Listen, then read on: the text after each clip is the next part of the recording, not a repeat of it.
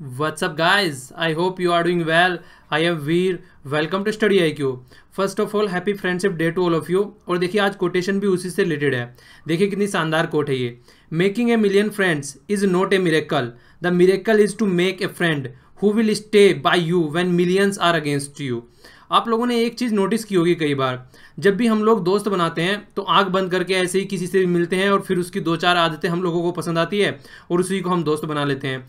लेकिन अगर हम कोई पैंट शर्ट या फिर कोई भी मोबाइल या लैपटॉप वगैरह मार्केट में खरीदने जाते हैं तो पता नहीं कितनी दुकानें हम लोग सर्च करते हैं और उसके बाद में जाकर हम कोई प्रोडक्ट लेके आते हैं। कोई छोटे से छोटा प्रोडक्ट भी, अगर पेन की भी कोई बात आती है तो उसके लिए भी हम बहुत सारी दुकानें सर्च कर लेते हैं।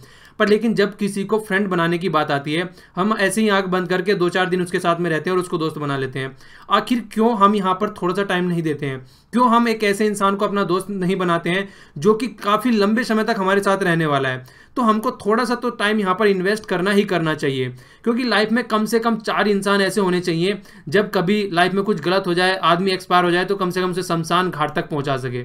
इसका मतलब ये नहीं है कि मरना है, कहने का मतलब ये है कि हमेशा 3 या 4 आदमी ऐसे होने चाहिए लाइफ में जो कि आपको एक राइट सजेशन दे हर टाइम। अगर आप गलत हो तो आपको समझाए, और अगर आप सही भी हो तो आपको मोटिवेट करे उस टाइम पे और अच्छे से काम करने के लिए। तो आपको एक प्रोडक्टिव इन्वायरमेंट प्रोवाइड कराएं। तो हमेशा ऐसे 3 या 4 आदमी हर आपके साथ में हमेशा होने चाहिए। तो फोकस हमेशा ये कीजिए कि अपने दोस्तों में टाइम इन्वेस्ट कीजिए। दोस्त बनाने से पहले तो 1000 दोस्त नहीं बनाने हैं, 4 दोस्त बनाने हैं और वो काफ़ी हैं। और जितना छोटा अपना सर्किल रखेंगे एक अच्छे दोस्तों का, उतना ही प्रोडक्टिव आप लोगों को इन्वायरमेंट मिलेगा। आप लोगों ने अकबर के भी बारे में सुना होगा। अकबर को ले लीजिए, और भी कई सारे ऐसे राजा हुए हैं। नवरत्न नाम सुना होगा ना आप लोगों ने। वो नवरत्न ये दोस्त ही होते थे, जो 9 आदमी होते थे उनके आसपास में, जो उनको हर टाइम अच्छी सलाह देते थे, जो उनको उनका राज्य किस तरीके से चलाना है, एडमिनिस्ट्रेशन किस तरीके से चलाना है, उसके लिए उसको राजा को तैयार करते थे। तो हमेशा इस तरीके से फोकस देकर आप लोगों को भी चलना चाहिए। ओके, तो आज के लिए इतना ही। तो आज 5 अगस्त है, देख लेते हैं कौन कौन से द हिंदू के आर्टिकल हम लोगों को डिस्कस करने हैं। और एक बात और मुझे आप लोगों से शेयर करनी थी। देखिए कल मैं लेक्चर टाइम पे नहीं लेके आ पाया, उसका रीज़न था क्योंकि मेरे कज़न का एक्सीडेंट हो गया था और वो हॉस्पिटल में एडमिट थे, तो मुझे उन्हीं के पास रुकना पड़ा। और कल शाम ही मैं वहाँ से रिटर्न आया हूँ, तो अब मॉर्निंग में आपके लिए लेक्चर लेके आ रहा हूँ। वैसे अब तबीयत सही है, अब सब कुछ सही है वैसे नॉर्मल, पर लेकिन वही है अर्जेंटली मुझे एकदम निकलना पड़ गया। तो उसकी वजह से रात भर, पहली रात को ही मैं हॉस्पिटल में चला गया था, तो इसलिए मॉर्निंग में तो लेक्चर आ ही नहीं पाया। फिर दिन में भी टाइम नहीं लग पाया मुझे, तो लेक्चर लेट हो गया। वैसे मैं आप लोगों को पहले भी इन्फॉर्म कर चुका हूँ कि आज तक का, उस दिन से मैंने स्टडी IQ पर लेक्चर बनाने स्टार्ट किए हैं, आज तक का रिकॉर्ड है कि ये फर्स्ट टाइम है मेरा लेक्चर दूसरे दिन आ रहा है। जिस दिन लेक्चर आना था उस दिन नहीं आ रहा है। पर लेकिन इस चीज़ की मैंने गारंटी दी थी जिस दिन मैंने लेक्चर स्टार्ट किए थे कि हो सकता है कि उस दिन लेक्चर ना आए, पर उसकी 100% गारंटी मैं देकर चल रहा हूँ कि लेक्चर आएगा जरूर। अगर किस दिन आपका लेक्चर नहीं आ रहा है तो उसके लिए आप लोगों को डरने की जरूरत नहीं है कि लेक्चर मिस हो जाएगा उस दिन का, कि अब आपको वो लेक्चर नहीं मिलेगा। लेक्चर आएगा ही आएगा, भले ही वो एक दिन लेट आ जाए, पर आपका कोई भी लेक्चर मिस नहीं करूँगा। इस चीज़ की मैं आप लोगों को गारंटी दे के चलता हूँ। ओके, तो लेक्चर लेट हो गया उसके लिए सॉरी। तो आइए देख लेते हैं आज क्या क्या डिस्कशन हम लोगों को करना है। ये यहाँ पर स्टडी IQ के पेन ड्राइव और टैबलेट के कोर्सेज अवेलेबल हैं SSC के लिए, बैंकिंग के लिए, और खासकर अगर UPSC फोकस दूँ मैं तो यहाँ पर ये गौरव सर के द्वारा, महिपाल सर के द्वारा, भूमिका मैम के द्वारा तैयार किए गए हैं। और अब यहाँ पर टेस्ट सीरीज भी अवेलेबल है, तो आप लोग इनको खरीद सकते हैं। इनसे रिलेटेड कोई भी डाउट आपके माइंड में हो तो यहाँ पर कॉन्टैक्ट कर सकते हैं, ये नंबर है, या फिर आप स्टडी IQ की वेबसाइट भी विजिट कर सकते हैं। ये साइड वाला जो आर्टिकल है इलीगल माइनिंग से रिलेटेड, हमने कल भी एक आर्टिकल देखा था, तो उसी से रिलेटेड ये आर्टिकल भी है। यहाँ पर उड़ीसा में भी इलीगल माइनिंग चल रही है, और कई बार हमने गोवा में भी उसका एग्जांपल देखा था, सुप्रीम कोर्ट रोक लगा चुका था। तो इसी तरीके से जो यहाँ पर इलीगल माइनिंग होती है किसी भी एरिया में, उसको किस तरीके से कंट्रोल करना है, तो उसके ऊपर जिक्र किया गया। और थोड़ा सा जो जिक्र किया गया कि अगर कहीं पर इलीगल माइनिंग की जाती है और पता चल जाता है कि इलीगल माइनिंग हो रही है, तो वहाँ पर 100% पेमेंट देना पड़ेगा जो कि इलीगल माइनर है वहाँ पर, ठीक है। तो उनको जरा सी भी रियायती नहीं दी जाएगी। तो सुप्रीम कोर्ट का इस तरीके का ऑर्डर निकल कर आ रहा है। आर्टिकल काफ़ी अच्छे से देखेंगे। ये वाला आर्टिकल भी काफ़ी अच्छे से, और खासकर वुमेन से रिलेटेड है। तो जिस तरीके से वुमेन से रिलेटेड जो केस आते हैं, खासकर जो रिलेटेड रहते हैं सेक्शन 498A, तो ये डोवरी से रिलेटेड जो केस निकल के आते हैं, तो उनसे रिलेटेड जितने भी आज की डेट में आप लोगों ने देखा होगा बहुत सारे केसेस रहते हैं। तो कई बार वुमेन को मतलब जला दिया जाता है दहेज से रिलेटेड। तो इस तरीके का जो ये एक्ट बना हुआ है यहाँ पर, तो इसको थोड़ा डाइल्यूट करने की बात चल रही है। क्यों? क्योंकि कई बार ऐसी भी वुमेन होती है कई सारी, जो कि अपनी दुश्मनी निकालने के लिए कोई सीधे साधे इंसान को भी फंसा देती हैं और उसके घर वालों को भी पूरा जेल में पहुंचा देती हैं, और खासकर थ्रेट के रूप में उसको लिया जाता है कई बार, तो ठीक है। तो इसको सुप्रीम कोर्ट ने डाइल्यूट करने की बात की गई है इसके द्वारा। तो इसी से ऊपर आर्टिकल लिखा गया है कि इसको डाइल्यूट नहीं करना चाहिए। ऑलरेडी आप इसको डाइल्यूट कर सके हैं 2014 में और फिर से आप इसको डाइल्यूट करने की बात कर रहे हैं, तो ये इसको मना कर रही है। यहाँ पे काफ़ी अच्छा आर्टिकल है, कई सारे पॉइंट आप लोगों को जानने को मिलेंगे यहाँ पे। ये वाला जो आर्टिकल है ये जीन एडिटिंग से रिलेटेड है। अगर किसी इंसान के अंदर कोई प्रॉब्लम आ जाती है तो उसके जीन को एडिट करके वहाँ पर, ठीक है, अगर कोई प्रॉब्लम आ गई किसी जीन में तो उसको निकाल के वहाँ से रिप्लेस किसी अच्छे जीन से कर देना। तो जीन एडिटिंग क्या होती है, 3 पेरेंट बेबी क्या होता है, तो कई सारी टेक्निकल टर्म आप लोगों को यहाँ पर देखने को मिलेगी। तो साइंस एंड टेक के लिए काफ़ी अच्छा आर्टिकल है और आप लोगों को कई सारी यहाँ पे टेक्निकल टर्म के साथ साथ में इंफॉर्मेशन भी मिलेगी, बैकग्राउंड के साथ में अच्छे से डिस्कस करूंगा इस वाले आर्टिकल को। ये वाला आर्टिकल जो है, ये वाला आर्टिकल भी काफ़ी इंपॉर्टेंट है यहाँ पर लेकिन जो इसमें काफ़ी डेटा वगैरह डिस्कस किया गया है तो मैं इसको आप लोगों को यहीं पर ओवरव्यू देता हूँ यहाँ पर। तो जो पॉइंट इंपॉर्टेंट है उस आर्टिकल के हम लोग देख लेते हैं यहाँ पे। सबसे पहले तो फिरोज वरुण गांधी जी के द्वारा ये आर्टिकल लिखा गया है। देखिए तमिलनाडु में अभी क्या किया गया है, जो लेजिस्लेटर होते हैं उनकी सैलरी बढ़ाने की बात की गई है, ठीक है। हम लोगों ने कुछ दिनों पहले दिल्ली में भी एक केस देखा था, अभी कुछ दिनों पहले और भी कई सारे स्टेट इस तरीके से बढ़ा चुके हैं। तो कुछ दिनों से हमने ये भी देखा है कि किसान बहुत ज़्यादा प्रोटेस्ट कर रहे हैं, खासकर जिन्होंने सुसाइड की है उनके इस तरीके से कंकाल लेकर भी वो यहाँ पर प्रगति मैदान में और कई जगह आप लोगों को बैठे हुए दिखे थे जहाँ प्रोटेस्ट करते हैं आकर। तो इस तरीके से प्रोटेस्ट किया है कई जगह आकर उन्होंने, मतलब कि किस तरीके से यहाँ पर ये इस तरीके की प्रॉब्लम हो रही है। तो दिल्ली में भी कई बार प्रोटेस्ट किया और वहाँ पर तमिलनाडु में भी इन्होंने प्रोटेस्ट किया है। तो हर जगह आप लोगों को इस तरीके से प्रोटेस्ट देखने को मिले हैं। तो ये बोल रहे हैं कि वैसे तो किसानों के लिए तो आप लोगों के पास में पैसा नहीं है, जब किसानों को पैसा देने की बात आती है तो आप लोग बोलते हैं कि आप लोगों के पास में मनी नहीं है, पर लेकिन जब आप लोग खुद की सैलरी बढ़ाने की बात आती है तो आप लोग सैलरी बढ़ाने पे बड़ी जल्दी हामी भर लेते हैं सब, और कोई उसको अपोज भी नहीं करता है। और ये यहाँ पर बात नहीं है, ये आप लोगों को हर जगह हर एक स्टेट में देखने को मिलेगी। तो ये सबको क्रिटिसाइज कर रहे हैं, ऐसा नहीं है कि ये बीजेपी के स्टेट का फेवर कर रहे हैं, तो ये सबको क्रिटिसाइज कर रहे हैं एक साइड से लेकर। देखिए अगर प्रोडक्टिविटी के पॉइंट ऑफ व्यू से देखा जाए, पार्लियामेंट को भी देख लीजिए, स्टेट लेजिस्लेचर की तो बात ही छोड़ दीजिए, प्रोडक्टिविटी तो घटती जा रही है। वहां पर अपोजिशन के नाम पर कोई ढंग से डिस्कस नहीं करता है कोई भी चीजें, बस ये देखता है कि अपोज करना है, अपोजिशन को लेकर इस तरीके से बातें की जाती है। और कहीं पर भी अगर सेशन का नाम लिया जाए तो कोई भी प्रोडक्टिव बिल लेकर ढंग से नहीं आता है, उस पर ढंग से डिस्कशन नहीं होता है। तो अगर प्रोडक्टिव पॉइंट ऑफ व्यू से चीजें देखी जाए तो वहां पर नहीं होता है। और खासकर ये माना जाता है अगर कोई भी इंसान पॉलिटिक्स में आ रहा है तो वो समाज की सेवा करने के लिए आ रहा है। तो समाज की सेवा करने के लिए आप लोग आ रहे हैं, तो सैलरी बढ़ाने के चक्कर में किस लिए रहते हैं? समाज की सेवा तो बिना सैलरी के भी की जाती है। कुछ एग्जांपल इन्होंने हिस्ट्री से भी उठाए थोड़ा सा, जो पुराने टाइम में है। बोल रहे हैं कि इंडिपेंडेंस से बाद की अगर बात की जाए तो बहुत से सारे एमपी ऐसे थे जिन्होंने अपनी सैलरी लेने से मना कर दिया था उस टाइम पे, ठीक है। उन्होंने बोला था कि ये देश की सेवा है, अपनी सैलरी हम लोग नहीं लेंगे और ये देश के लिए खर्चा की जाएगी। तो इसी तरीके से कई सारे आप लोगों को देखने को मिलते हैं डे बाय डे इस तरीके के एग्जांपल, कि बहुत सारे हैं ऐसे इंसान भी सोसाइटी में जो कि अपनी तनख्वाह लेने से मना कर देते हैं। और खासकर अगर एपीजे अब्दुल कलाम सर का एग्जाम्पल भी मैं लेकर चलूँ, वो भी अपनी सैलरी का मैक्सिमम जो पार्ट थे वो अपने गाँव में स्कूल था उसके लिए डोनेट किया करते थे। तो इस तरीके से बहुत सारे इंसान ऐसे हैं जो कि काम करते हैं, पर लेकिन मैक्सिमम जो क्वांटिटी है इनमें, मैक्सिमम नंबर अगर मैं काउंट करूँ यहाँ पर, सब यहाँ पर खाने खचोड़ने के पीछे लगे हुए हैं। मतलब क्या चाहिए? बस अपनी सैलरी बढ़नी चाहिए और कुछ नहीं होना चाहिए। देखिए पर प्रोटेस्ट कितने अच्छे लेवल पर पहुंचा था फार्मरों का, आप लोग हर लेवल पर देख सकते थे। मतलब ये तो एक्सट्रीम हो गया था कि वो कंकाल लेके आए थे जिन्होंने सुसाइड किया था, उनके कंकाल लेकर बैठे थे, पर लेकिन उस पर कोई ध्यान नहीं है। बस अपनी सैलरी बढ़ाने के पीछे पड़े हुए हैं। और जिस तरीके से इन्होंने यहाँ पे दिल्ली का और महाराष्ट्र का एग्जांपल भी देके बोला है कि दोनों में अगर सैलरी की बात की जाए तो जो प्रेसिडेंट की सैलरी होती है 1.5 लाख, उससे भी लगभग सैलरी इन्होंने ऊपर बढ़ाने का प्रपोज किया गया है। खासकर अगर दिल्ली का भी एग्जांपल दिया जाए तो 2.5 लाख के करीब और 3 लाख के करीब इन्होंने सैलरी बढ़ाने का जिक्र किया गया है। तो देखिए प्रेसिडेंट से भी ज्यादा सैलरी लेने की आप लोग बात कर रहे हैं और वैसे बोलते हैं कि आप लोग सेवा करने आ रहे हैं, तो सेवा भाव कहाँ से रह गए यहाँ पर? यहाँ तो सीधा सीधा बात ही होगा, नहीं सैलरी के लिए काम कर रहे हैं और ऊपर से सेशन में भी प्रोडक्टिव डिस्कशन नहीं कर रहे हैं। जनता का टैक्स की मनी आप लोग कैसे खर्च कर सकते हैं इस तरीके से? तो जहां पर भी सैलरी बढ़ाने की बात की गई है और जो नॉर्मल तरीके से डिस्कशन होना चाहिए, जो एक तरीके से प्रोडक्टिव वे निकल के आना चाहिए, जो इशू है सोसाइटी के उनको तो लेकर आ नहीं रहे हैं। सैलरी के ऊपर डिस्कशन काफी चलते हैं आजकल हमारे यहाँ पर, खासकर स्टेट लेजिस्लेटर में भी और पार्लियामेंट में भी कई बार देखने को इस तरीके की चीज मिली है। तो दोनों जगह क्रिटिसाइज कर रहे हैं इस आर्टिकल को। तो आप लोग बताइए कि देखिए जिस तरीके से सेवा भाव के लिए कहते हैं, जो भी मंत्री होता है वो कुर्ता पजामा या धोती कुर्ता और टोपी लगा के आता है, बोलता है कि जनता की सेवा करनी है। तो क्या आप लोगों को लगता है कि जनता की सेवा इसलिए होती है कि आप लोग 4-4 लाख सैलरी ले और वो भी टैक्स पेयर की मनी के लिए और ऊपर से प्रोडक्टिव काम ना करे? आप लोगों का क्या व्यू है? अगर आप लोगों से पूछे, आप किसी कंट्री में घूमने के लिए जाए और हमारे एमएलए और एमपी के बारे में इस तरीके का व्यू आप लोगों से पूछे कोई, तो आप क्या बोलेंगे उसके बारे में? तो अपना प्रोडक्टिव आंसर नीचे दीजिए आप लोग। ये जैसे कि सैटरडे है तो साइड वाला आर्टिकल है, तो साइड वाला आर्टिकल में पर्टिकुलर प्लेस के बारे में डिस्कशन होता है। तो जो आज डिस्कशन किया गया है बकिंगम कैनाल के बारे में किया गया है। तो यहाँ पर आप लोग इसको देख सकते हैं, ये ऊपर वाला एरिया जो हो गया आंध्र प्रदेश हो गया, तो यहाँ पर ये जिस तरीके से डिस्ट्रीब्यूट है यहाँ पे, और नीचे यहाँ पर ये आप लोगों को थोड़ा तमिलनाडु में भी देखने को मिलेगी। तो जो इसकी लेंथ है वो 1095 किलोमीटर की है, और इसको रिजुनेट करने की बात चल रही है लगभग 2000 करोड़ रुपए लगाकर, ठीक है। तो ये यहाँ पर बकिंगम कैनाल का जिक्र किया गया है, तो आप लोग इसके बारे में देख सकते हैं। वैसे पर्टिकुलर ये अपना थोड़ा एक्सपीरियंस शेयर कर रहे हैं कि हम ऐसा किया करते थे, खेला करते थे कैनाल पे, तो एग्जाम के पॉइंट ऑफ व्यू से तो इंपॉर्टेंट है नहीं, बस थोड़ा सा आप लोगों को पता होना चाहिए कि किस एरिया में है। तो यहाँ पर इन्होंने हल्का सा एक जिक्र, एक लेक का भी नाम लिया गया है, पुलिकट लेक है, PULICAT। तो आप लोग बताइए जो पुलिकट लेक है ये पड़ती कहाँ पे है? आप लोगों को ये तो पता चल गया, ऊपर आंध्र प्रदेश है और नीचे तमिलनाडु है। तो ये बताइए कि आंध्र प्रदेश में है, तमिलनाडु में है। तो आप लोगों के माइंड में और क्लैरिटी आ जाएगी, थोड़ा इसके बारे में सर्च करेंगे। ओके, तो थोड़ा सा देखिएगा इसके बारे में और क्वेश्चन का आंसर दीजिएगा।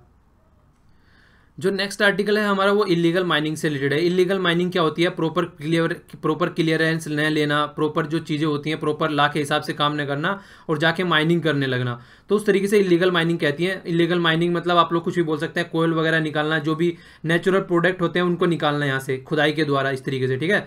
तो ये वाला आप लोग पिक्चर में देख सकते हैं। तो यहाँ पर ये सुप्रीम कोर्ट का डिसीजन आया, उसी से रिलेटेड ये आर्टिकल है। तो यहाँ पर सुप्रीम कोर्ट ने क्या बोला है कि अगर कोई इलीगल माइनिंग करता हुआ पाया जाता है तो वो 100% कंपनसेशन पे करेगा जितना उसने निकाला है वहां से। देखिए गवर्नमेंट ने क्या बोला था, गवर्नमेंट ने ये बोला था अगर कहीं पे इलीगल माइनिंग करता हुआ पाया जाता है तो सेंट्रल एम्पावर्ड कमेटी ने रिकमेंडेड किया था कि 30% उसको पे करना पड़ेगा, मतलब 70% फिर भी अपनी पॉकेट में लगा के चला जाएगा इंसान। तो यहाँ पर सुप्रीम कोर्ट ने क्या बोला है कि ऐसा कुछ नहीं करना है कि 70% उसकी पॉकेट में लगाना है, कि 100% पेमेंट करना ही करना पड़ेगा। जो भी कुछ गलत काम कर रहा है उसी को पे करना पड़ेगा। तो इस तरीके से इन्होंने क्या किया, बिल्कुल एक स्ट्रिक्ट एक्शन लेके आए, ठीक है। क्योंकि जिसने फॉरेस्ट क्लियरेंस नहीं ले रखा है या फिर इन्वायरमेंट क्लियरेंस नहीं ले रखा है उसको इलीगल माइनिंग अगर कहीं पे कर रहा है, इलीगल माइनिंग हो गई, जब क्लियरेंस नहीं ले रखा है तो उसको कंप्लीट उसका पेमेंट करना ही करना पड़ेगा। तो ये बात यहां पर आर्टिकल में डिस्कस की गई है। आगे क्या बोला गया है, काफी इंपॉर्टेंट है, आगे देखिए जिस तरीके से चले। तो कई माइनिंग कंपनियों ने क्या किया, उन्होंने ये बोला कि हम लोग जो है इस एक्ट के अंदर से इसके अंडर में नहीं आते हैं, जो आपने लॉ एंड रेगुलेशन बना रखे हैं। क्यों?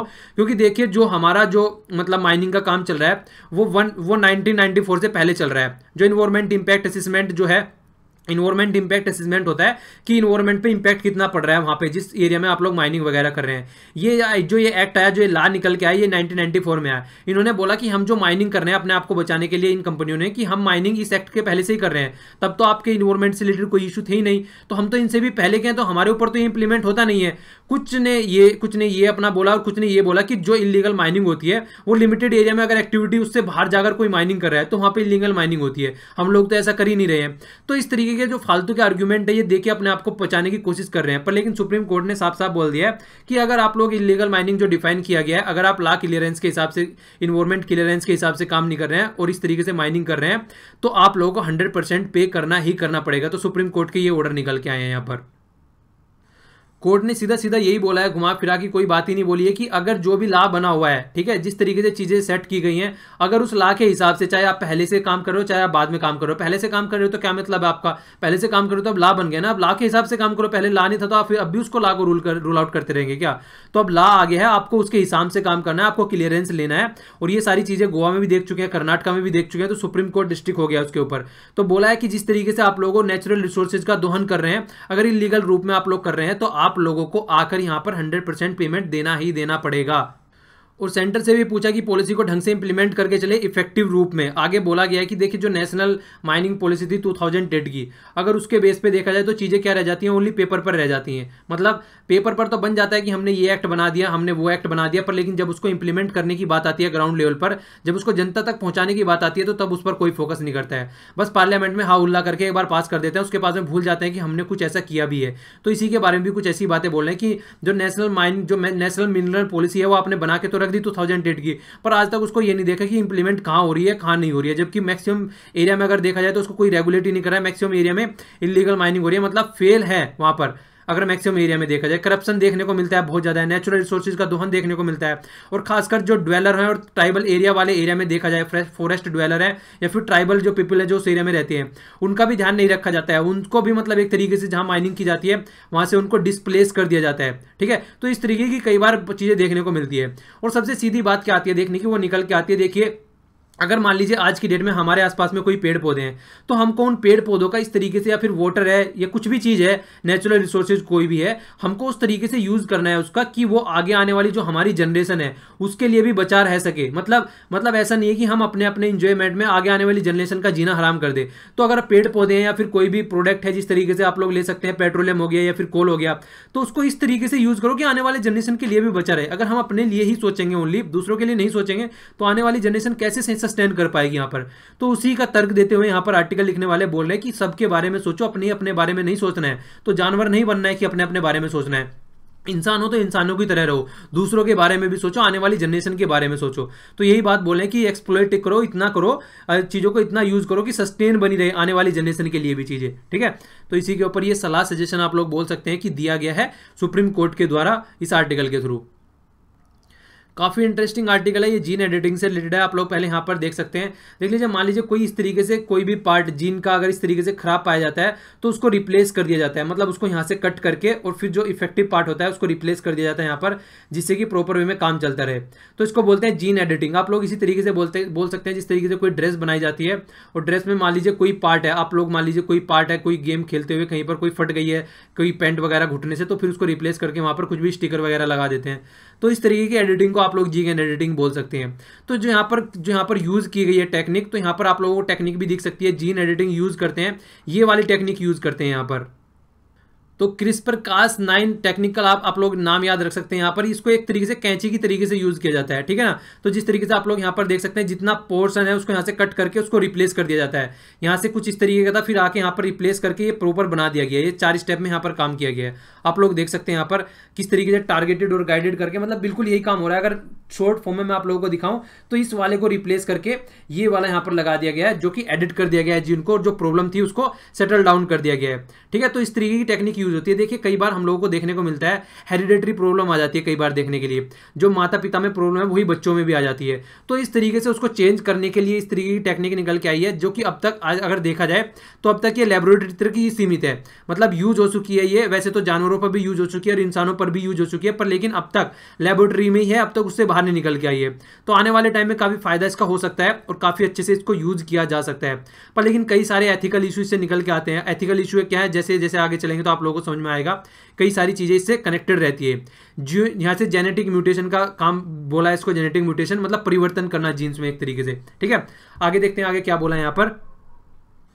तो बोल रहे हैं यहाँ पर कि फर्स्ट टाइम मैनेज कर पाए कि जीन एडिटिंग को ह्यूमन एम्ब्रोयो में भी यूज कर पाए इसको, ठीक है। तो मतलब ह्यूमन में इसको यूज कर पाए फर्स्ट टाइम इस तरीके से। अब तक जो चीजें हो रही थी, अब तक दूसरे पशुओं पर यूज किया जा रहा था, पर अब ह्यूमन में भी इसको यूज कर पा रहे हैं और अवेलेबल हो गया अभी आउटसाइड द लेबोरेटरी, ठीक है। आगे क्या बोला गया है देखिए, कई बार हम लोगों में देखने को मिलता है हार्ट की जो मसल्स होती है ना, हमारा जो दिल होता है, जो उसकी मसल्स होती हैं, वो थिकनेस, उसमें थिकनेस पाई जाती है, ठीक है ना, थिक हो जाती है वो। तो उसकी वजह से कई बार प्रॉब्लम होती है ब्लड के सर्कुलेशन में भी, जो हार्ट पंपिंग करता है ब्लड को, उसको भी सर्कुलेट होने में प्रॉब्लम होती है। और जो कार्डियक अरेस्ट आते हैं कई बार, मतलब अटैक आते हैं हार्ट के, उसके बहुत ज्यादा देखने को मिलती है।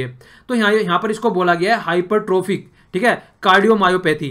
तो ये वाली बीमारी कई बार हो जाती है, जिससे प्रॉब्लम बहुत ज्यादा हो जाती है और कई बार हार्ट अटैक वाली बीमारी हम लोगों को देखने को मिलती है। तो इस तरीके की चीजें भी कहीं ना कहीं इससे सॉर्ट आउट किया जा सकता है अगर इस टेक्निक को हम लोग यूज करते हैं तो होता क्या है मैक्सिमम ये इस तरीके से डेथ हो जाती है, और ये मैक्सिमम जो ट्रांसफर होती है ये एक तरीके से, मतलब आप लोग बोल सकते हैं कि पेरेंट से ट्रांसफर होती है, ठीक है ना, हेरिडेटरी होती है। तो इस तरीके से इसको करेक्ट किया जा सकता है अगर इस तरीके की हम टेक्नोलॉजी यूज कर रहे हैं, और कई सारे चिल्ड्रंस जो होते हैं उनको हेल्दी बनाया जा सकता है। फ्यूचर जनरेशन के पॉइंट ऑफ व्यू से देखा जाए तो काफी अच्छा स्टेप है, पर लेकिन अगर इसको प्रॉपर वे में यूज किया जाता है तो देखिए हर चीज का आप लोग देख सकते हैं एक पॉजिटिव इंपैक्ट होता है, एक नेगेटिव इंपैक्ट होता है। मोबाइल आप लोगों के हाथ में रहता है, अगर आप मोबाइल आप प्रॉपर वे में यूज कर रहे हैं, जिस तरीके के लिए वो बनाया गया उसको अच्छे से यूज कर रहे हैं उसी के वे में, तो सही है। अगर उसको गलत तरीके से यूज कर सकते हैं तो 1000 तरीके से आप उसको गलत तरीके से भी यूज कर सकते हैं। तो आप लोगों के हाथ में प्रोडक्ट होता है, तो डिसाइड आप लोगों को करना है उसका सही यूज करना है या गलत यूज करना है। तो इसी तरीके से कोई भी टेक्निक अगर अवेलेबल है तो हम लोगों को वो पता होना चाहिए कि हमको उसका किस तरीके से यूज करना है। तो जीन एडिटिंग जो टेक्निक है, जो टूल मैंने आप लोगों को बोला है क्रिस्पर कास9, तो इसका भी यही बात बोला गया है। तो जीन एडिटिंग टूल है ये, तो ये म्यूटेशन का काम करता है, सही करने का काम करता है, उसको कट कर देता है जो गलत जीन होता है, जो मैंने आप लोगों को अभी पिक्चर में दिखाया, और सही कर देता है उसको, जो कि गलत जीन को कट करके रिप्लेस करके सही जीन बना देता है। ओके, और आप लोग यहाँ पर एक वर्ड देख रहा होगा, कई जगह आप लोगों को देखने को मिल रहा है, ये एम्ब्रोयो, मतलब एक तरीके से आप लोग बोल सकते हैं जो बच्चा जब स्टार्टिंग में ही होता है, स्टार्टिंग स्टेज में होता है, जब आप लोग माँ की कोख में बोल सकते हैं इसको, ठीक है ना। तो वहाँ पे जब स्टार्टिंग स्टेज में होता है तो उस स्टेज की यहाँ पर बात की जा रही है, वहीं पर ही उसको करेक्ट किया जा सकता है, ठीक है। तो वहीं पर इसको करेक्ट करने का जो कंडीशन है, मतलब ये जो जीन एडिटिंग टेक्निक है, वहीं पर ही इसको सही किया जा सकता है इस टेक्निक की हेल्प से। तो जब इनिशियल स्टेज में इसको ठीक किया जा सकता है तो फिर आगे आने वाले टाइम में बच्चों को आराम से ठीक किया जा सकता है। पर लेकिन देखिए कई बार क्या होता है, अगर इसको वहां पर ठीक किया जा सकता है तो इसकी आगे आने वाले टाइम पे कई सारी प्रॉब्लम भी क्रिएट हो सकती हैं। क्या प्रॉब्लम क्रिएट हो सकती है, यहाँ पर तो हम इसको सही तरीके से यूज करें समझ में आता है, इसका गलत तरीके से भी यूज किया जा सकता है। गलत तरीके से यूज किस तरीके से किया जा सकता है आप लोगों को भी आगे देखने को मिलेगा। इसीलिए कई सारी कंट्री ऐसी हैं जो इसकी रिसर्च को आगे बढ़ाना ही नहीं चाहती है, जो इसकी रिसर्च पे फोकस करना ही नहीं चाहते हैं, क्योंकि इसकी रिसर्च पे अगर फोकस देके चला जा रहा है आगे आने वाले टाइम में तो प्रॉब्लम कई सारी हो सकती है। वो प्रॉब्लम क्या हो सकती है आप लोगों को यहाँ पर देखने को मिलेगा। कुछ दिनों पहले आप लोगों को एक न्यूज देखने को मिली होगी कि यूके में फर्स्ट 3 पेरेंट बेबी आ गया है। 3 पेरेंट बेबी का मतलब क्या है, पहले आप लोग ये समझ लीजिए, फिर प्रॉब्लम क्या होगी मैं आप लोगों को बताता हूँ।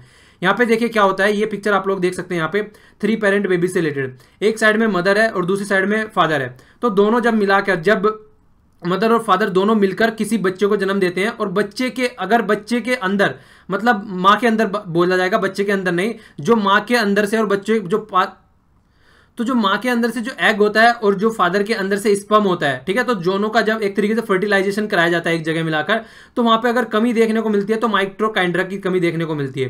तो ये फॉल्टी माइटोकॉन्ड्रिया आता है तो बच्चे पे इंपैक्ट डालेगा। क्या काम होता है माइटोकॉन्ड्रिया का, आप लोगों ने सुना होगा कि पावर हाउस होता है ये सेल के लिए। जो हमारे अंदर सेल होती है, जो बॉडीज के अंदर जितनी भी सेल होती है, उसको पावर प्रोवाइड कराने का काम करता है। अगर ये वर्क नहीं कर रहा है ढंग से तो वो सेल ढंग से काम नहीं करेंगी और एक तरीके से बच्चे का ग्रोथ रुक जाएगा और उसका माइंड भी ढंग से नहीं बढ़ पाएगा और बॉडी भी ढंग से वर्क नहीं कर पाएगी।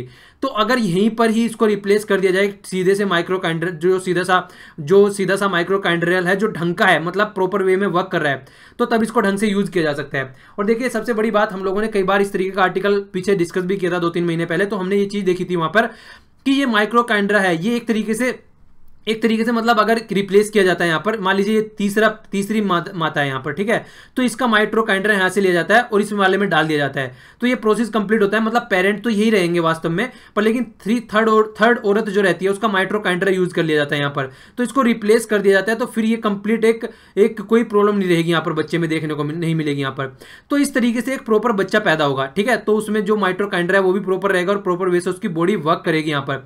तो जो यहाँ पर थर्ड औरत है, यहाँ पर इस थर्ड औरत के वहां पर जीन्स देखने को मिलेगी। ऐसा नहीं है कि जो प्रॉपर्टी है यहाँ पर थर्ड औरत की भी कुछ देखने को आएगी, वहां पर बहुत ही माइन्यूट रूप में यहाँ को देखने को मिलेगी। तो असली पेरेंट यही रहेंगे, ऐसा नहीं है कि थर्ड औरत भी उसकी पेरेंट बन जाएगी, ठीक है। तो इस तरीके के इशू भी हम लोगों ने देखने को देखा था कि किसका पेरेंट कौन होगा, यहाँ पर डिसाइड कौन करेंगे कौन पेरेंट है। तो यहाँ पर पेरेंट इन्हीं 2 को बोला जाएगा, स्टार्टिंग वालों को ही, ठीक है। तो तीसरा बस यहाँ पर माइटोकॉन्ड्रिया रहेगा और उसकी कोई भी ज्यादा इसमें प्रॉपर्टी भी नहीं आएगी, ज्यादा क्वालिटी नहीं रहेगी उसमें, ओनली पावर हाउस का काम करेगा वो यहाँ पर। तो 3 पेरेंट बेबी आप लोगों को देखने को मिला था यहाँ पर लेकिन बात क्या निकल के आती है, बात ये निकल के आती है अगर इस टेक्निक को आगे बढ़ाया जा सकता है तो आने वाले टाइम में क्या होगा, आने वाले टाइम में सब ऐसे बोलेंगे कि देखिए हाइट तो चाहिए हमको ऋतिक रोशन जैसी हमारे बेटे के अंदर, ठीक है ना, शाहरुख खान जैसे डिंपल पड़ने चाहिए और जो मासूमियत होनी चाहिए वो सलमान खान जैसी होनी चाहिए उसके चेहरे पर। तो मतलब एक कंप्लीट रेडीमेड बेबी चाहिए हमको, इस तरीके का बेबी चाहिए, बता देंगे कि क्या क्या कहाँ पे चेंज करना है। तो आने वाले टाइम में रेडीमेड बेबी मिलने लगेंगे और रेडीमेड बेबी ही सब चाहने लगेंगे। तो सीधा सीधा क्या हो गया, सीधा सीधा ये हो गया प्रकृति के साथ में खिलवाड़। अगर हम इस तरीके से प्रकृति के साथ में खिलवाड़ करके रेडीमेड बेबी बना रहे हैं तो प्रॉब्लम बहुत ज्यादा होनी स्टार्ट हो जाएगी, क्योंकि हम लोग हर जगह वो चीज देख सकते हैं। जेनेटिकली मॉडिफाइड क्रॉप हम लोग देख रहे हैं, जिनको जीएम क्रॉप हम लोग बोलते हैं, उनमें चेंज करके हम नई क्रॉप बना रहे हैं और वो क्रॉप कई डायरेक्शन में हमारी बॉडी पर इंपैक्ट देखने को मिल रहा है, हमको जानवरों की में भी और हमारी बॉडी में भी। तो हर एक एरिया में हम लोगों को उसके इंपैक्ट देखने को मिल रहे हैं। तो रीजन यही है, क्योंकि हम नेचर के साथ में गड़बड़ करते हैं, और जब हम नेचर के साथ में गड़बड़ करते हैं तब हमको वो प्रॉब्लम देखने को मिलती है। आप लोगों को क्लाइमेट चेंज में भी देखने को मिल सकती है, तो ये तो एक अलग इशू हो गया, वो हर जगह हम लोगों को देखने को मिलती है। क्लाइमेट चेंज का ले लीजिए या फिर आप लोग नेचुरल रिसोर्सेज ले लीजिए, जितने ज़्यादा हम लोग यूज़ कर रहे हैं, ये कोयल वगैरह हो गया या फिर पेट्रोलियम वगैरह हो गए, तो उसका इंपैक्ट हम लोगों को हर जगह देखने को मिलता है। तो नेचर के साथ में जब हमने खिलवाड़ किया है तब हम उसके इंपैक्ट हम लोगों को देखने को मिले हैं। तो अगर हम आगे आने वाले टाइम में डिजाइनर बेबी बनाने की बात करते हैं तो वो सीधा सीधा खिलवाड़ होगा। तो इसीलिए कई सारी कंट्री क्या चल रही है, इस वाली टेक्निक को आगे बढ़ाने के मूड में ही नहीं है, क्योंकि आने वाले टाइम में अगर इस पे कोई फोकस देने लगा, अगर कोई छुप कर भी गुप्त रूप में भी इस तरीके की चीजें बनाने लगा। देखिए हमारे यहाँ पर अगर देखा जाए तो टेस्ट की ये चेक करना एक तरीके से जुर्म है कि जो गर्भ में लड़का है या लड़की है, पर फिर भी उसको चेक कर लिया जाता है और अगर लड़की होती है तो उसको हटा दिया जाता है। तो ये चीजें होती हैं, तो अगर इसको आगे लेवल पे ले जाया जाएगा तो ये चीजें देखने को मिलेगी कि बच्चों को डिजाइन किया जाएगा और छुप छुप के किया जाएगा, वो पता नहीं चलेगा। तो वो प्रॉब्लम बहुत ज्यादा हो जाएगी आने वाले टाइम में अगर इस तरीके से कहीं फोकस देकर चला गया तो इस तरीके से यहाँ पर चीज़ें डिस्कस की जा रही है कि देखिए हेरिडेटरी डिसीज अगर सही कर रहे हैं वो तो चीज़ें समझ में आती है, पर लेकिन अगर उस तक ही रखे तो कोई प्रॉब्लम नहीं है। पर लेकिन आगे आने वाले टाइम में अगर इसको उस तरीके से जो रेडीमेड बेबी की बात की जा रही है, डिजाइनर बेबी की बात की जा रही है, अगर वहाँ पे आने बात आ जाती है निकलती है, तो फिर बात वही आएगी कि एथिकल इशू हो जाएगा। वहाँ पर इन्वायरमेंट के साथ नेचुरल वे में जो चीज़ें होती हैं उसके साथ में हम खिलवाड़ कर रहे हैं और वो आने वाले टाइम में फिर हमको प्रॉब्लम देखने को मिलेगी ही मिलेगी। तो ये काफ़ी अच्छा इशू था, डिस्कस किया गया। आप लोग बताइए कि इसको किस लेवल पर हम लोगों को आगे बढ़ाना चाहिए। क्या आप लोगों को लगता है कि इसको इंप्लीमेंट कर देना चाहिए अगर रेडीमेड बेबी बन के आ रहे हैं तो अच्छा है भैया, सब सारे क्वालिटी मिलेगी उनको। अगर देखा जाए तो हाइट भी अच्छी मिलेगी, चेहरा भी अच्छा मिलेगा, डिंपल मिलेंगे गालों में, तो सब चीज़ें देखने को मिलेगी। तो वो आप लोग बताइए, अपना अपना यहाँ पे व्यूज दीजिए नीचे कमेंट बॉक्स में कि आप क्या चाहते हैं। अगर आप एज ए पेरेंट के पॉइंट ऑफ व्यू से सोचें कि मैं एक पेरेंट हूँ और मेरा बेबी कैसा होना चाहिए, तो आप नेचुरल बेबी चाहेंगे या फिर एक रेडीमेड बेबी चाहेंगे, ये कमेंट आप लोग नीचे बताइए। जयंती नटराजन जी के द्वारा लिखा गया आर्टिकल है, काफ़ी इंटरेस्टिंग और इंपॉर्टेंट आर्टिकल है हमारे एग्जाम के पॉइंट ऑफ व्यू से। तो यहाँ पर जिक्र क्या किया गया है, यहाँ पर जिक्र किया गया है जो एंटी डोवरी लॉ होता है उसके बारे में जिक्र किया गया है। क्या काम चल रहा है, देखिए जो डोवरी लॉ बनाया गया है तो एंटी डोवरी मतलब डोवरी को रोकने के लिए, जो दहेज प्रथा होती है, एक तो वैसे ही इतनी गंदी प्रथा है देखा जाए तो एक दो सोसाइटी के लिए। मतलब एक माता पिता अपनी लड़की को पूरा पढ़ाते हैं, अच्छे से पढ़ाते हैं, उसकी देखभाल करते हैं, उसके बाद में फिर उसको दूसरे के घर में भी जाना होता है अपनी घर गृहस्थी छोड़कर, उसके बाद में दहेज भी दिया जाता है। तो पहले ही वैसी इतनी कुरीति है इस प्रथा में, और ऊपर से ये बोल रही हैं कि अगर हम इस लॉ को, जो कि एंटी डोवरी से रिलेटेड लॉ है, इसको थोड़ा सा भी डाइल्यूट कर देते हैं तो देखिए जो वुमेन है उन पर और ज़्यादा प्रॉब्लम आनी स्टार्ट हो जाएगी।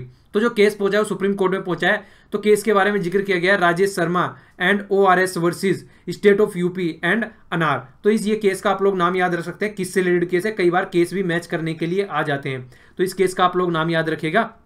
तो ये किससे, एंटी डोवरी से रिलेटेड है। तो यहाँ पर बात की जा रही है कि अगर आप इसको डाइल्यूट कर देते हैं तो ये टूथलेस हो जाएगा एंटी डोवरी लॉ, इसका कोई मतलब नहीं रह जाएगा, ओनली लॉ कहने के लिए हो जाएगा। होता क्या है नॉर्मली, देखिए इसको केस को यहाँ पर ले जाया क्यों गया है सुप्रीम कोर्ट में, पहले तो आप लोग ये समझ लीजिए। देखिए कई बार क्या होता है, नॉर्मली हम जो लॉ बना देते हैं तो लॉ हम बनाते तो फायदे के लिए हैं, पर लेकिन उसमें लूप होल ढूंढ लिए जाते हैं। तो यहाँ पर यही बात की जा रही है, लॉ तो बनाया हमने प्रोटेक्शन करने के लिए वुमेन के लिए, पर लेकिन कुछ वुमेन ऐसी रहती हैं जो कि उसका गलत यूज करती हैं, और जो सीधे साधे इंसान होते हैं, उनके हस्बैंड कई बार सीधे साधे या फिर उनका जो फैमिली मेंबर होते हैं, यहाँ तक उनके पेरेंट्स को भी नहीं छोड़ता है, सबको जेल में पहुंचा देती है डोवरी के नाम पर। तो इस तरीके के कई सारे केस हमारी सोसाइटी में देखने को मिले हैं। तो ये वही बात बोल रही है यहाँ पे, देखिए केस थोड़े मोटे केस होते हैं, हम लोगों को देखने को मिलते हैं, चांद में भी दाग होता है, वो चीजें हम लोगों को देखने को मिलती है, पर लेकिन इसका मतलब ये नहीं है कि सारी चीज खराब है। तो वो हम लोगों को देख के चलना है कि कहां तक उसको यूज करना है, इंप्लीमेंट उसको कैसे करना है, वो हम लोगों की प्रॉब्लम है, ना कि वो लॉ की प्रॉब्लम है। लॉ को देखिए पर्चे पे बना के छोड़ दिया, वो एक अलग बात होती है, तो सीधा सीधा इंप्लीमेंट तो हम लोगों को ग्राउंड लेवल पे करना है ना, तो वो हम लोगों को देखना है, ठीक है, ना कि वो लॉ की हमें कमी निकालनी है कि लॉ में कोई प्रॉब्लम है। क्योंकि बहुत सारे लॉ ऐसे हैं जो कि बनाए गए हैं और आज तक इंप्लीमेंट भी नहीं हुए, तो उनके बारे में आप लोग क्या बोलेंगे। तो इसलिए बहुत सारे एग्जाम्पल ले लेके इन्होंने इसको समझाने की कोशिश की है इस आर्टिकल के थ्रू। तो जो लॉ बनाया गया वो 1961 में बनाया गया था, प्रोटेक्ट करने के लिए वुमेन को, उनको मारा ना जाए, जलाया ना जाए, और इस तरीके से बहुत सारी प्रॉब्लम और भी होती थी जो डे बाय डे हमको देखने को मिलती थी और अब भी देखने को मिलती रहती हैं, ठीक है। फिर इसके बाद में एडवोकेसी करके इनको और बढ़ावा देने के लिए इस तरीके का, तो इसमें इंसर्ट किया गया 498 इंडियन पीनल कोड में, इसको इंसर्ट किया गया कि हैरेसमेंट अगर होता है उसको कोग्निजेबल लिया जाएगा और नॉन बेलेबल वारंट होगा, मतलब बेल भी नहीं दी जाएगी, ठीक है। तो इस तरीके की बातें निकल के आई, पर लेकिन कई बार आप लोगों को देखने को मिलता है कि रिलीफ तो मिलता है इसको, वुमेन को अगर देखा जाए तो कई बार रिलीफ तो मिलता है, इस तरीके कंडीशन बन जाती है, पर लेकिन उनको कई सारी प्रॉब्लम भी फेस करनी पड़ती है, जुडिशियल प्रोसीडिंग के थ्रू जाना पड़ता है, पूरा लंबा प्रोसेस होता है। ऐसा नहीं है कि उनको ये सारी चीजें आराम से मिल जाती है, तो पूरा अच्छा सा प्रोसेस होता है जिसके थ्रू चीजें होती हैं। अगर आप लोग देख सके तो यहाँ पर ऐसा नहीं है कि सारी चीजें आराम से हो जाती हैं यहाँ पर, ओके। आगे क्या बोला है कि देखिए कुछ सारी ऐसी वुमेन बोल सकते हैं आप लोग मोनेस्टर राक्षसी प्रवृत्ति की होती हैं कि वो गलत यूज करती हैं, जो इसी होता है 498 सेक्शन का गलत यूज करती हैं, पर लेकिन फिर वही बात बोल रही है कि आगे चल के देखिए कुछ केस होते हैं जो गलत यूज कर सकते हैं, मान सकते हैं आप लोग कि गलत यूज कर रहे हैं, पर लेकिन गलत यूज अगर एक दो ने कर लिया इसका मतलब ये नहीं है कि उसको हटा दिया जाए, ठीक है। तो इसी बात को ये आगे एग्जांपल देके भी कई तरीके से समझाएंगे, आगे हम लोग देखेंगे। इसको ये बोल रहे हैं कि 498 सेक्शन को आप लोग 2014 में भी इसको डायल्यूट कर दिया था, 2014 में भी इसके थोड़े से प्रोविजन थे जो डायल्यूट कर दिए गए थे, और आज की डेट में आप लोग इससे फिर से डायल्यूट करने जा रहे हैं। तो इसको अगर इस तरीके से डायल्यूट करेंगे तो ये इररिलेवेंट हो जाएगा, अगर कोई विक्टिम है उसके कुछ फायदे का नहीं रह जाएगा, ठीक है। तो इस तरीके से बात निकल के आ रही है। अब क्या करने जा रहे हैं, अब ये करने जा रहे हैं कि देखिए अगर कोई इस तरीके का केस निकल के आता है तो फैमिली वेलफेयर कमेटी को भेजा जाएगा। वो हर एक डिस्ट्रिक्ट में फैमिली वेलफेयर कमेटी रहेगी और उसको भेजा जाएगा, वो उसको स्क्रूटनी करेगी कि वो सही है या गलत है, और फिर जाके उसको आगे फॉरवर्ड किया जाएगा।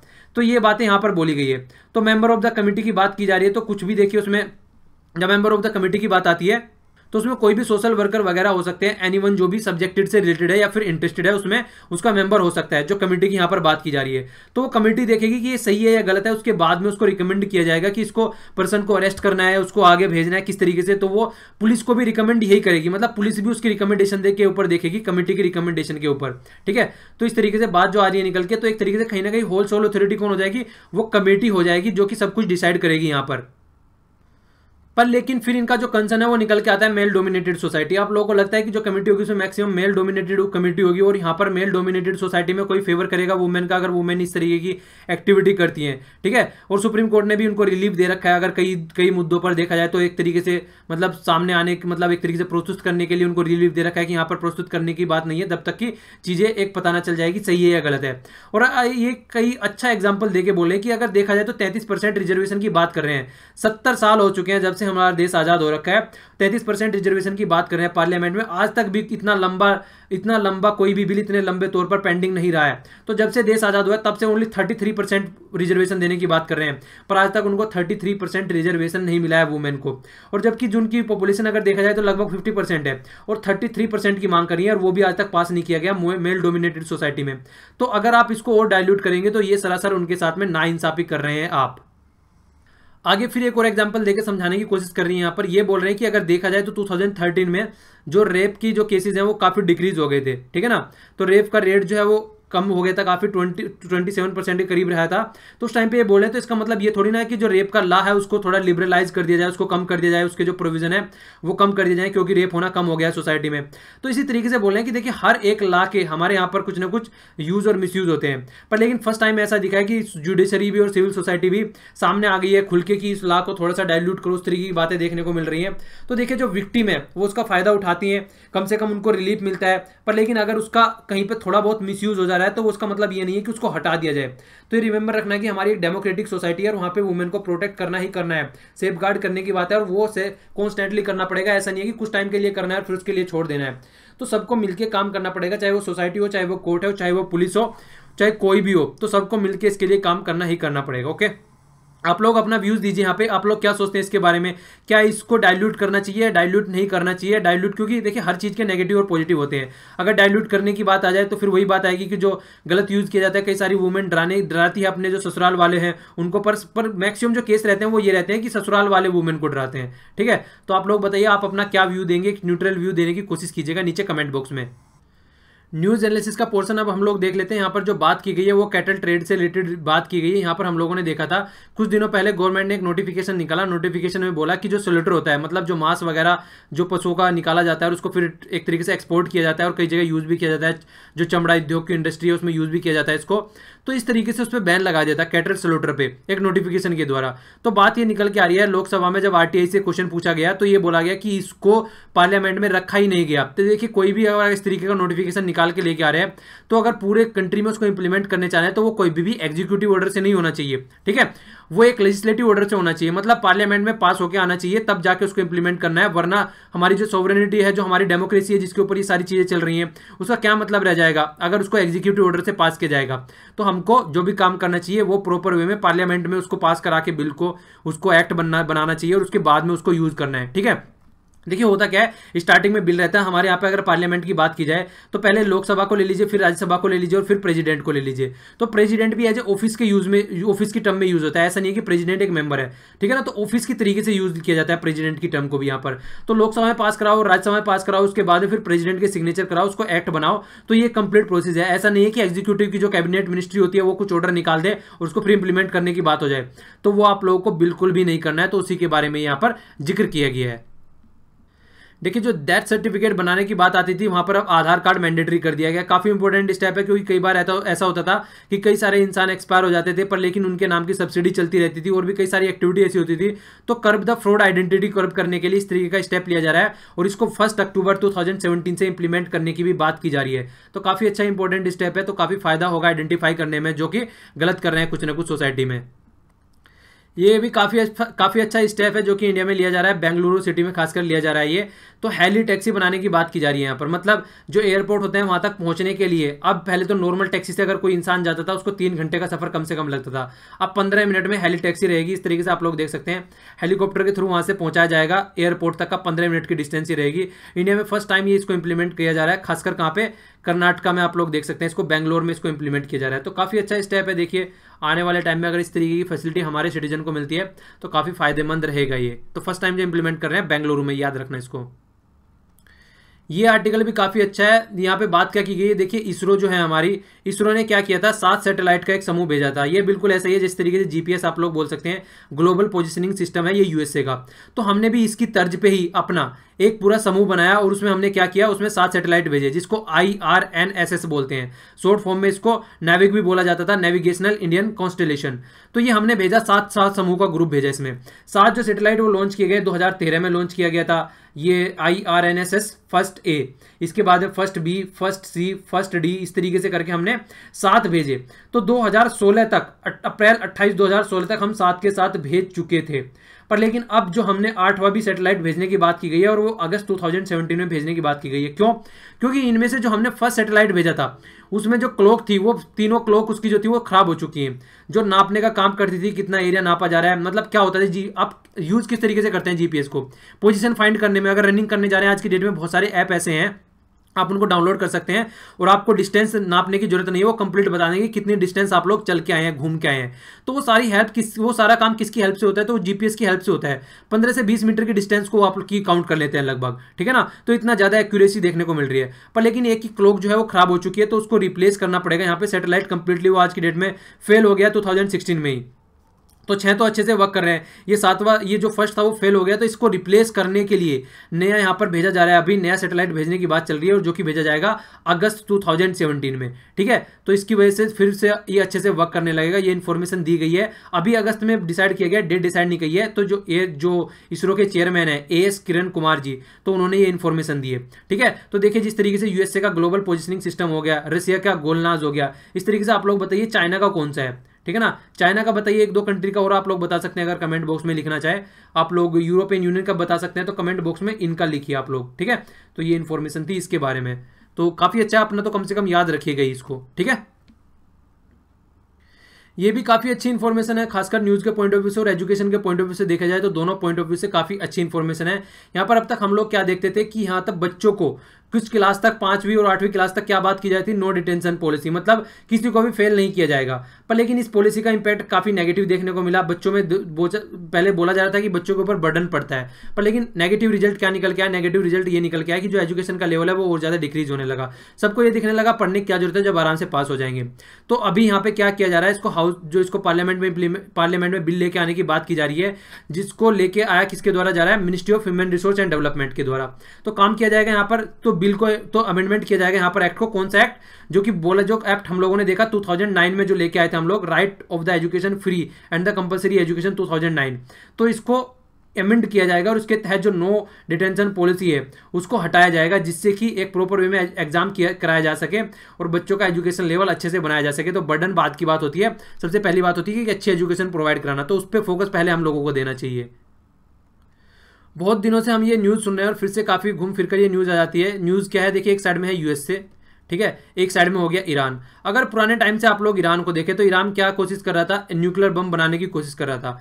पर लेकिन यूएसए ने कई सारे ऐसे काम किए, स्टार्टिंग में बहुत सारे सैंक्शन लगा दिए और दूसरी कंट्री ने मिलकर P5+1 की हम लोग जिक्र करते हैं यहाँ पर, परमानेंट 5+1 में जर्मनी आता है यहाँ पर।